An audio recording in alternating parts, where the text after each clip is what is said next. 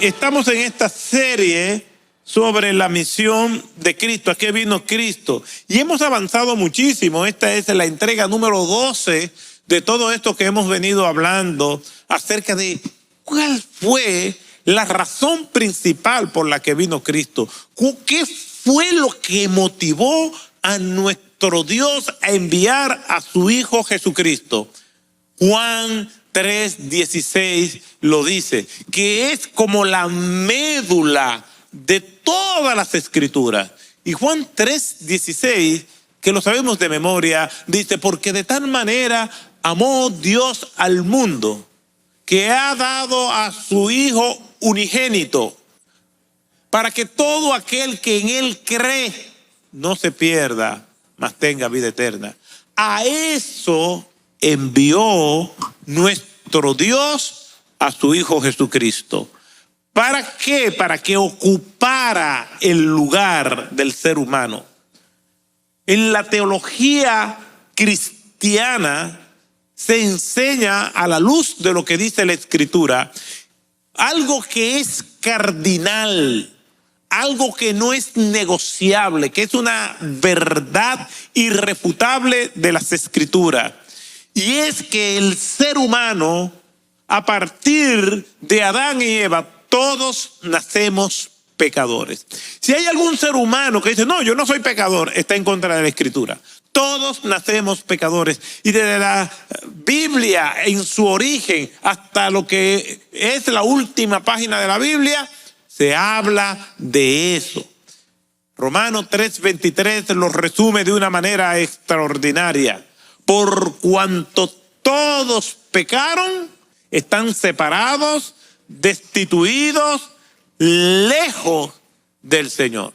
Por cuanto todos pecaron y están destituidos de la gloria de Dios. Es decir, hay un muro. Para hacerlo más gráfico y que podamos entenderlo mejor, desde que yo nací hay una sentencia judicial en contra mía. Yo ni siquiera he hablado, ni siquiera puedo razonar.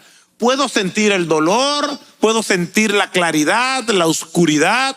Tengo una serie de características biológicas que me definen como ser humano, pero yo todavía no tengo conciencia. Pero aún así, en el primer minuto en que yo vi la luz del mundo, yo soy culpable. Hay una sentencia judicial. Es más, antes de yo nacer, ya yo soy culpable. Pero yo no he hecho nada. Yo ni siquiera sé hablar. Pero la Biblia dice que soy culpable. ¿Por qué? Porque en mi ADN hay culpabilidad. En mi ADN, cuando se decodifica, dice: ah, no, ese ADN dice que es culpable. En mi mapa genético se dice que yo soy culpable. Y por ser culpable hay una enorme pared que me separa de Dios. Pero hay muchas cosas buenas que me suceden. Hay muchas cosas que yo veo como que Dios me ha abierto el camino. Yo me siento bendecido, aunque yo no soy cristiano. Sí, eso se llama gracia común. Y gracia común se llama a todo el favor que Dios le da al ser humano, aún sin merecerlo. Por eso se llama gracia, porque no lo merece. Gracia común es toda la bondad, todo el bienestar que Dios despliega sobre la humanidad, aún contra aquellos que le improperan, aquellos que blasfeman su nombre, que son enemigos de él, por la gracia de Dios. Pero la realidad es que soy culpable. Hay una sentencia judicial y la sentencia judicial dice que como soy pecador, aunque yo no haya hecho nada, pero es que nací pecador, está en mi ADN. Entonces la sentencia judicial dice: la paga del pecado, ¿qué es? Muerte. Y esa muerte es la muerte espiritual. Y por estar muerto espiritualmente, Y por ser un esclavo espiritualmente, hay un muro que me separa de Dios, un gran abismo que me separa de Dios. Y de la única manera que yo puedo ser libre de las cadenas que me tienen atado y que estoy perdido, de la única manera que puedo volver a la vida, de la única manera que se me quita esa sentencia judicial, es a través de Jesucristo.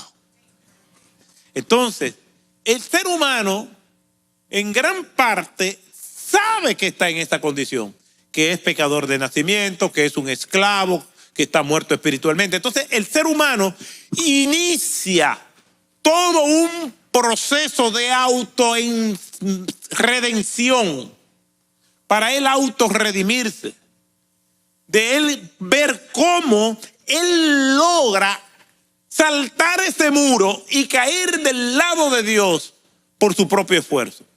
Por eso la gente hace buenas obras, por eso las personas buscan distintas religiones. Es más, una autoridad religiosa dijo, no importa qué camino, cualquier camino llega a Dios, y eso es en contra de las Escrituras. Porque Jesucristo mismo dijo, y yo soy el camino y la verdad y la vida. Nadie puede cruzar este muro si no es por mí. No importa quién diga que hay un atajo. Cristo dijo, yo soy la única manera de llegar al Padre. Eso dijo Cristo. Entonces, para nosotros librarnos de esta condición de cadenas, de esta mazmorra sucia, húmeda, llena de demonios, de ratas, de la única manera de yo salir de esta podredumbre es diciéndole a Cristo, Cristo, yo creo en ti. Yo sé que tú eres la única manera de yo salir de aquí. Entonces reconocemos ese estado de decadencia, y por eso fue que Cristo vino a este mundo. Dios dijo, el hombre no puede saltar el muro que lo separa de mí. No puede salir de su mortandad. No se puede quitar esas mortajas, esas osamentas que les rodean. No se la puede quitar. No se puede quitar la cadena. Cristo ve y libera al hombre. Entonces Cristo vino a este mundo, se hace como uno de nosotros y le dice al Padre, yo voy a morir en representación de todos esos que están perdidos. Pero para que mi muerte sea de beneficio para ellos, ellos tienen que creer que yo morí en su lugar. Entonces el que está aquí en esta prisión, desde sus barrotes, ve a Cristo allá en el Gólgota, en el Calvario, y dice, no, él no merecía morir, el que merecía morir era yo. Oh Dios mío, Jesucristo, perdóname. Era yo quien merecía estar en este lugar, y Cristo le dijo, hoy estará conmigo en el paraíso. Y Cristo me dijo, sí, yo sé que morí en tu lugar, pero si tú lo reconoces, entonces eres libre. Y de repente los barrotes se rompen las cadenas, y aquel hombre comienza a caminar con Cristo. Esa fue la misión de Cristo, y esa sigue siendo la misión de Cristo, y ese es el mensaje que nosotros tenemos que proclamar como iglesia. Ahora, eso no quita la compasión. Cristo no dejó de multiplicar los panes y los peces. Cristo no dejó de sanar a las personas. Cristo no dejó de tener compasión por los que estaban atormentados emocionalmente. Cristo hizo esas otras cosas, pero su propósito principal fue la de venir y a buscar a los que se habían perdido. Nosotros como iglesia de Jesucristo, entonces proclamamos el evangelio, lo que la Escritura nos manda hacer, lo que nosotros le llamamos la gran comisión, la proclamación del evangelio y el discipulado como prioridad de la iglesia. Pero recibimos los niños de la red de misericordia, ayudamos a los enfermos, visitamos a las cárceles, damos de comer a los hambrientos, damos ayuda al que padece necesidad, y eso es algo que lo vamos a hacer hasta que Cristo venga. por su gracia y por su misericordia.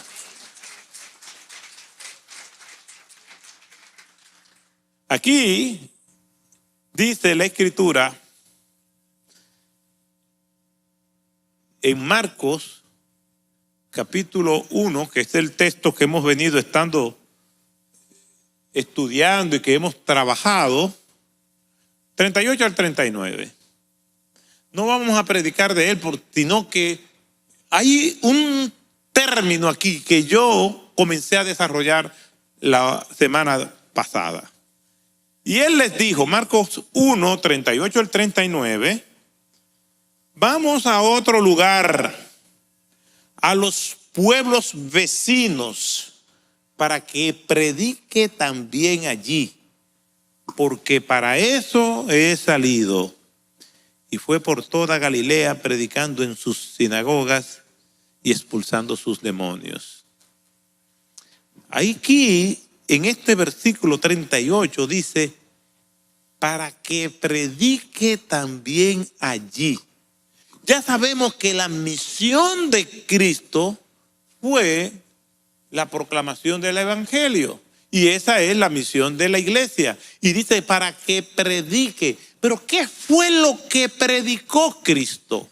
¿Cuál es el contenido de su mensaje? Y eso fue lo que comenzamos a ver la última ocasión que estuve compartiendo con ustedes este tema. Y por eso de ahí nos fuimos a lo que es el contenido del mensaje de Cristo. Y el contenido del mensaje de Cristo es el evangelio. Y hay en el Nuevo Testamento dos términos en el cual se habla del evangelio. Uno es el evangelio del reino y el otro es el evangelio de la paz. Y Mateo es el paladín en mencionar el evangelio del reino. Y la palabra evangelio, etimológicamente hablando, viene del griego evangelión, que significa buenas noticias, buenas nuevas. Si alguien le pregunta, ¿qué es el evangelio? La respuesta es buenas nuevas, buenas noticias. Alguien me llamó anoche y me dijo, te quiero contar algo. Digo, ya está poniéndose tarde. Si no es evangelión, no me diga nada. ¿Qué es lo que le quise decir? Si no son buenas noticias, no me venga a perturbar el sueño. Si yo no soy un superhéroe que me voy a poner la capa, pues todos los superhéroes tienen capa, porque eso es un problema, porque que la capa se enreda, pero está bien, ese es otro tema. Pero si yo no soy el que voy a resolver ese problema, me lo dice mañana. Como quiera me lo dijo. Entonces, buenas nuevas, buenas noticias es lo que significa evangelión. Evangelión, evangelio es buenas noticias. Y en el Nuevo Testamento resaltan dos frases, evangelio del reino y el evangelio de la paz. El evangelio del reino es recibir el evangelio, el gobierno de Cristo en mi vida, y eso no solamente me beneficia a mí, sino que también beneficia a las personas que están alrededor. Un verdadero creyente, no solamente su vida es bendecida por Cristo, sino que esa persona también bendice a los que los rodean. Es un buen compañero de trabajo, es un buen marido, es una buena mujer, es un buen hijo, es un buen padre. Una persona que recibe el evangelio del reino está recibiendo el gobierno de Dios, pero ese gobierno de Dios se ensancha en todas las áreas de las influencias de esa persona. Y Mateo vive resaltando el hecho del evangelio del reino. Y también se menciona en los evangelios el evangelio de la paz, que es donde yo me beneficio porque me pongo en paz con Jesucristo. Es decir, estoy prisionero, estoy apartado del Señor, pero el Señor viene, me llama con su evangelio de la paz y yo entonces entro a estar en paz con Dios. Me reconcilio con el Señor. Como dice la Escritura, que Él estaba consigo, reconciliando consigo al mundo. Ese es el mensaje de la iglesia: predicar el evangelio para que todos aquellos que escuchen se puedan reconciliar con Dios. El Señor dice: mi paz os dejo, mi paz os doy. Quiere decir que el que no tiene a Cristo puede tener versiones de la paz, pero la verdadera paz, la que sobrepasa todo entendimiento, la paz que deja a los demás absortos, esa paz en medio de la tormenta y mantenernos serenos, en medio del diagnóstico reservado y mantenernos con esperanza, en medio de los más terribles problemas, esa paz que viene de Cristo nos hace mantener serenos, tranquilos, y la Biblia dice que es la paz que sobrepasa todo entendimiento. Esta solamente la da Cristo. Y yo vi un cuadro que se llamaba Paz en un museo. Y es todo un torbellino, toda una tormenta. Y había una avecilla, un ave, posada sobre una hoja, tranquila y serena. El cuadro se llamaba Paz. Paz no es un viaje, como muchos llaman, un viaje astral donde tú te sales de tu conciencia, de tu cuerpo. Tampoco es venir y consumir sustancia para alejarme del mundo y estar tranquilo aunque todo. No, la paz incluso es sentir el dolor. Le pregunté a una hermana con cáncer, comiéndoselo el cáncer, y le pregunté: ¿cómo usted está? Y ella me dijo: tengo dolor, pero tengo paz. La paz no anula el dolor, nos hace estar tranquilos y serenos esperando en el Señor. Pero esa paz viene cuando el ser humano recibe a Cristo como Señor y Salvador de su vida. Cuando le dice: sí, Señor, no importa la edad que tenga, yo he tratado de vivir mi vida sin ti, pero hoy yo entiendo que te necesito como nunca. Probablemente tú no tengas problemas, probablemente no tienen crisis. Muchas personas dicen: no, que los que van a Cristo y se convierten son gente que están en problemas. No, yo no me convertí en medio de una crisis, en un problema. Simplemente necesitaba urgentemente a Cristo en mi vida. A eso vino Cristo y por eso se le llama el Evangelio de la Paz. Y una hermosa descripción del Evangelio la encontramos entonces en la predicación de Felipe en la ciudad de Samaria. ¿Y por qué introduzco el término evangelio?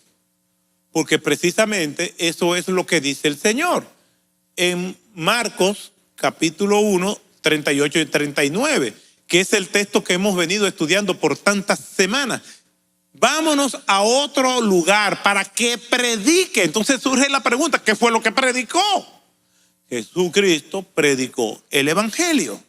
Ahora, ¿qué es el evangelio? Es eso que hemos explicado. Ahora, ¿qué características tiene el evangelio? Estas son las que estamos explicando ahora. Por eso les invité a que vayamos a el libro de los Hechos, en el capítulo 8, los versículos 26 en adelante. Pero solamente por ahora vamos a leer los versículos 34 y 35. Y dice así la escritura: el eunuco, y le voy a hacer un resumen que se lo hice la otra vez, pero para los que no estuvieron la otra vez, hay un evangelista, un predicador itinerante que va de lugar en lugar predicando el evangelio. Y Felipe, el Señor lo llevó a una ciudad que se llamaba Samaria y allí predicó públicamente. Y hubo muchas personas que vinieron al conocimiento de Cristo por la predicación de Felipe. Después el Señor le dice a Felipe: vete ahora al desierto para que predique también allí. Felipe no preguntó ¿y a quién? ¿Y cómo me voy a ir? Simplemente obedeció. ¿Por qué? Porque al Señor se le obedece. Muchas veces el Señor no nos va a dar detalles, sino que esos detalles se van a ir dando a medida que nosotros vayamos obedeciendo. ¿Por qué? Porque el Señor quiere que nuestra obediencia sea motivada en la fe, no en los detalles. Porque si hay detalles, eso lo hace cualquiera. Fe es que el Señor nos diga: párate de ahí y muévete. ¿A dónde? La fe no es saber a dónde vamos. La fe en ese momento es pararse. Y si confiamos en el Señor va a ir delante de nosotros. Lo único que tenemos que hacer es pisar las huellas de Cristo para llegar a un lugar seguro. De repente vamos a ver una avenida asfaltada llena de sombras, pero las huellas no van por ahí. Vemos que las huellas van por un lugar pantanoso. ¿Por dónde usted se va? La mayoría de la gente se va por el lugar pavimentado, muy lindo todo, pero no fue por ahí que te envió el Señor. Pisa donde Cristo ha pisado y vas a llegar al lugar seguro. Pisa donde Cristo puso sus huellas. Donde Cristo puso sus huellas, pon tú también la tuya. Y todo te saldrá bien. Aunque haya dolor, pero haya paz. Pero va a haber paz.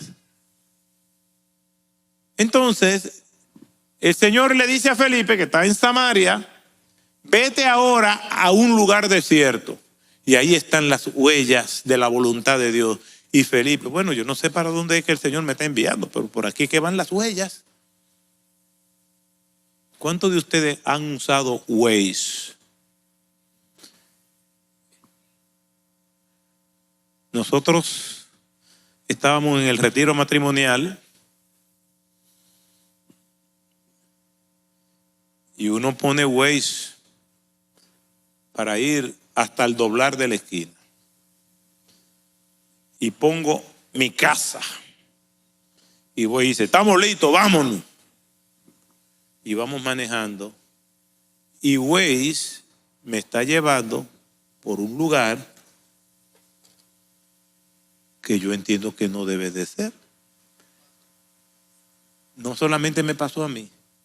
A muchos de los que fuimos en nuestros vehículos nos trajo por el mismo pueblo. ¿Hay algún humilde que también confiesa que le pasó lo mismo? Y yo digo: pero ¿y por dónde es que vamos? Y hay un hermano que va delante de mí, que yo lo estoy siguiendo a él, pero yo estoy también viendo el güey. Hermano, ¿y qué fue? Dice: pastor, caímos en una trampa.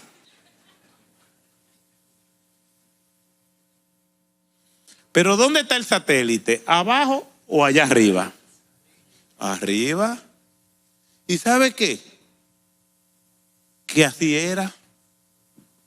Conozco de personas que dijeron: ven acá, ¿y qué es lo que está haciendo este GPS? No, se devolvieron.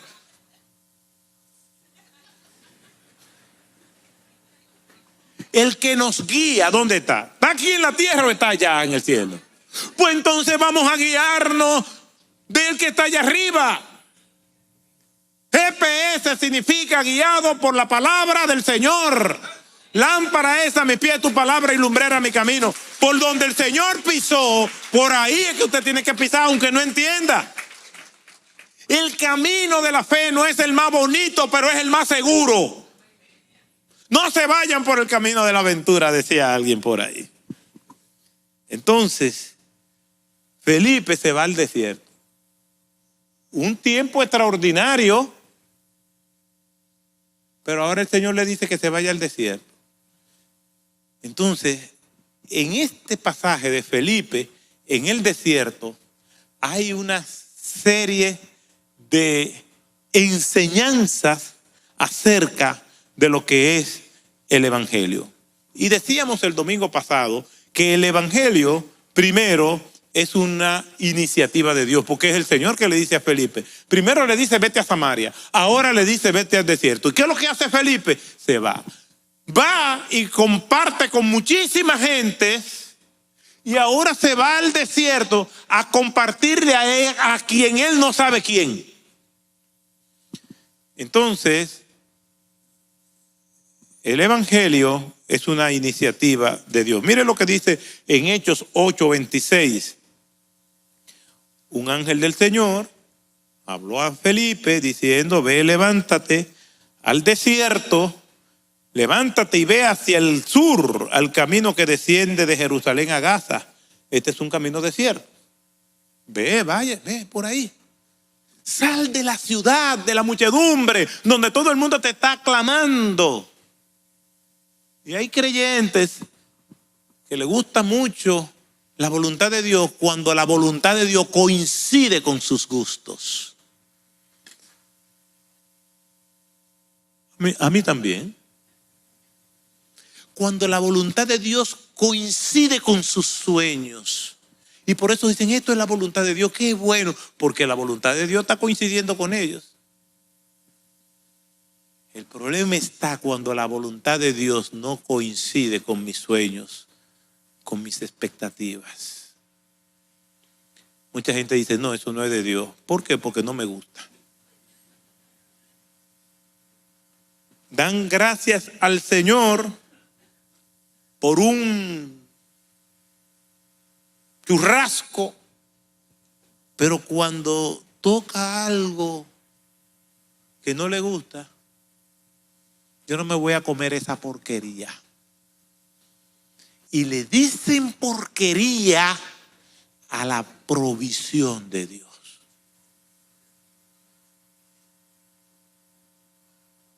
Tenga cuidado con eso.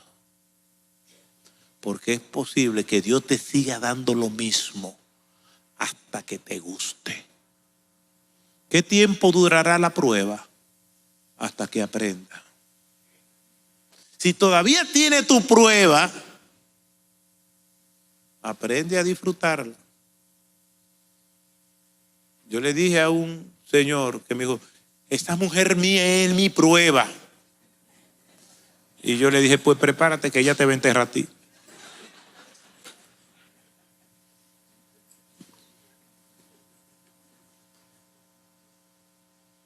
Dios es que toma la iniciativa de buscarnos. Y así ha sido la historia. Es Dios buscando a Adán. Génesis capítulo 3, verso 9. Adán, ¿dónde estás tú? Adán, ¿dónde estás tú? Adán, ¿dónde estás tú? Es Dios buscando a Abraham. Génesis capítulo 12, versículo 1. Sal de tu tierra y de tu parentela. Y te voy a mostrar. No fue que le dijo a dónde iba. Te voy a mostrar dónde tú has de morar. Es Dios buscando a Jonás para que vaya y proclame su mensaje a Nínive. Es Dios enviando a Jesucristo para que venga a buscarnos a nosotros. Siempre Dios tomando la iniciativa, siempre Dios. ¿Por qué? Porque el ser humano que está de este lado, encarcelado, encadenado en su mazmorra, en ese calabozo oscuro y frío, ese ser humano no tiene la capacidad de fijarse en Dios. Es cuando la luz de Dios atraviesa los barrotes y allá ve a Cristo crucificado y entonces clama a Cristo y Cristo viene y lo saca de ahí. El ser humano en oscuridad no puede ni quiere buscar a Dios. Primera a los Corintios 2:14, hablando de la persona que no tiene a Cristo, dice, porque el hombre natural no percibe las cosas que son del Espíritu de Dios, porque él no la puede entender, sus sentidos espirituales están apagados. Tiene que venir Cristo por medio de su Espíritu Santo y convencerlo de pecado para que venga a Cristo. Y todo aquel que se convirtió y está aquí presente tuvo que pasar por ese proceso. Si usted nunca se ha visto pecador o pecadora, entonces usted no tiene a Cristo.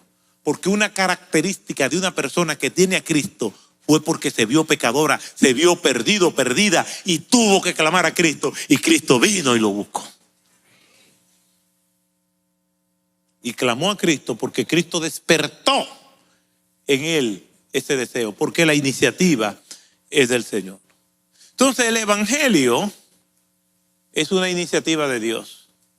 Ya hemos visto que la misión de Cristo fue redentora, predicar.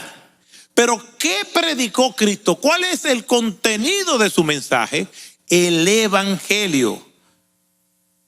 Es un propósito sumamente redentor. El Evangelio del reino, el Evangelio de la paz. Sin embargo, mientras Cristo predicaba el Evangelio, eso no anula la compasión de ayudar al necesitado, de aportar a nuestra nación. Los cristianos tenemos que ser los mejores ciudadanos de un país, porque somos embajadores en el nombre de Cristo, porque somos la luz del mundo, porque somos la sal de la tierra. Lamentablemente, hay muchas personas por ahí que dicen que son cristianos, que son una vergüenza para el nombre de Cristo. Pero un verdadero discípulo de Cristo también será un ejemplar ciudadano. Entonces, ¿qué predicó Cristo? El Evangelio. ¿Qué es el Evangelio? Buenas noticias. ¿Y de quién surge la predicación del Evangelio? De nuestro Señor Jesucristo, de nuestro Señor Dios. Y aquí en este pasaje, Él toma la iniciativa y envía a Felipe. Otra característica del Evangelio es que el Evangelio es una misión que cumplir. Tanto como iglesia es una misión que cumplir. Todos nosotros tenemos que predicar el Evangelio. Se debe predicar el Evangelio desde el púlpito. Predicamos otros aspectos. Predicamos acerca de la familia, acerca de la mayordomía, acerca del servicio, pero principalmente tenemos que predicar del Evangelio del reino, del Evangelio de la paz. Pero también tenemos que hacerlo de manera particular, como estilo de vida. En tu casa, ahí donde hay familias que no te conocen, que no conocen a Cristo, tú vas a vivir el Evangelio, tú vas a dar buen testimonio, tú vas a ser un buen esposo, una buena esposa, un buen hijo, un buen hermano, una buena hermana. Que las personas vean a Cristo por medio de tu comportamiento. Pero eso no es suficiente, también tienes que abrir tu boca para hablarle de Cristo.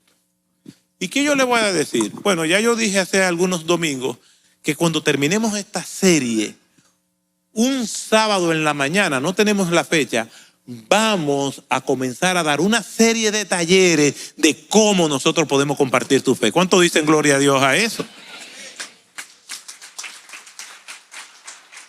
Y no es que lo vamos a enviar de casa en casa. Yo recuerdo que muchas iglesias, la única manera que tienen de predicar el Evangelio es tocando de casa en casa.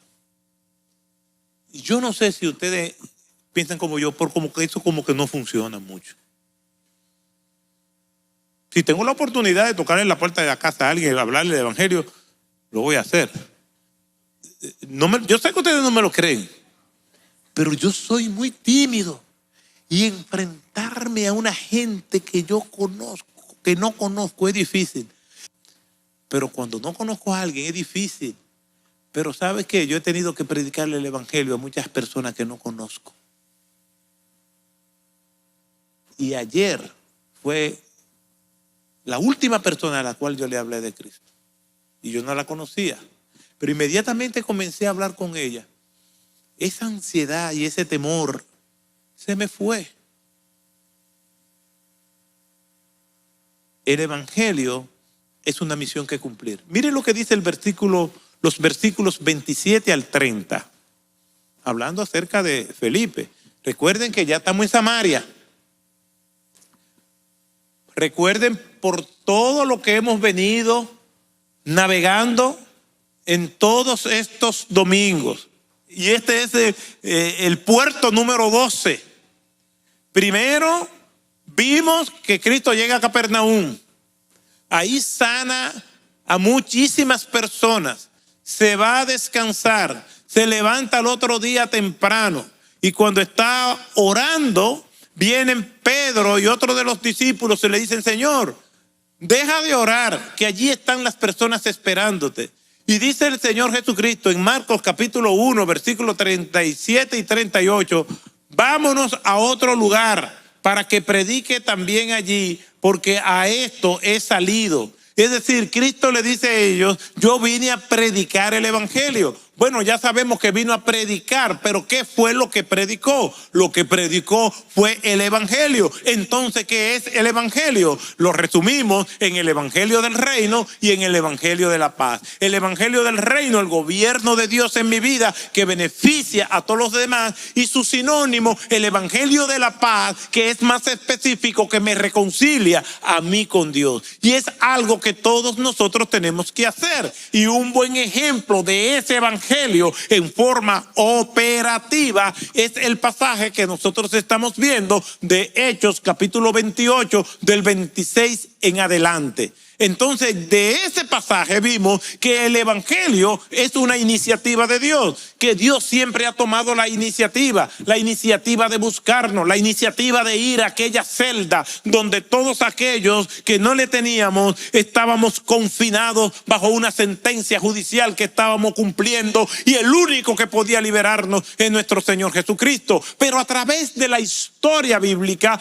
vemos que Dios siempre es que ha tomado la iniciativa. Es Dios buscando a Adán, es Dios buscando a Abraham, es Dios enviando a Jonás a Nínive, es Cristo viniendo a buscar y a salvar lo que se había perdido. Entonces vamos y vemos a Felipe, que es Felipe quien oye a Dios, que le lleva a predicar a Samaria, ahora lo lleva al desierto. Entonces Felipe nos muestra operativamente cómo es el evangelio. El evangelio es una iniciativa de Dios, y en segundo lugar es una misión que cumplir, tanto de manera particular, yo como persona, como corporativamente, como iglesia. Por eso, invite personas a la iglesia. Aquí todavía, aunque hay 1000 y pico de personas, todavía aquí cabe más gente. Invite gente para el domingo, invite gente para los miércoles, invite gente, invite a sus amigos, venga para que escuchen el evangelio, venga para que adoremos al Señor juntos, y quién sabe si Dios hará la gran obra ese día en la vida de esa persona. Tenemos que invitar personas, invítela, modélele con su vida. Eres compañero de trabajo, sé solidario, ayuda, no estés cuidando tu cargo. Dios es el que da y Dios es el que quita, y lo que Dios te dio nadie te lo va a quitar, nadie. No te guardes secretos, siempre sé cooperador, porque es una manera de mostrar el amor de Cristo. Que cuando tú hables del evangelio, la gente no solamente te escuche, sino que también te crea por tu testimonio, porque eres luz en ese lugar. Y si todo lo que ves es oscuridad, es porque probablemente la única luz eres tú. Entonces desarrolla la luz de Cristo en tu vida. Si todo lo que está a tu alrededor es insípido, entonces tú eres la esperanza de este lugar, y sala con el sabor de Cristo a aquel sitio. Es una misión que cumplir. Miren lo que dice los versículos 27 al 30 de Hechos 8. Él se levantó, hablando de Felipe, está en Samaria todavía, y se fue. Ahí no hubo pregunta: ¿y para dónde es que tú me vas a llevar? Pero Señor, aquí es que está la bendición. Señor, pero mira cuánta gente han venido a tus pies. No hubo regateo. La obediencia verdadera es sin protesta. Atención, hijo. La obediencia verdadera no se protesta. No se pospone. Sí, yo lo voy a hacer. A esto. Sí, yo lo voy a hacer. No se protesta. No se pospone. ¿Y sabes cuál es la única opción? Hacerla. Aquí dice el texto que el Señor le dijo que se fuera a un lugar desierto. ¿Y qué hizo Felipe? Versículo 27. Él se levantó y se fue.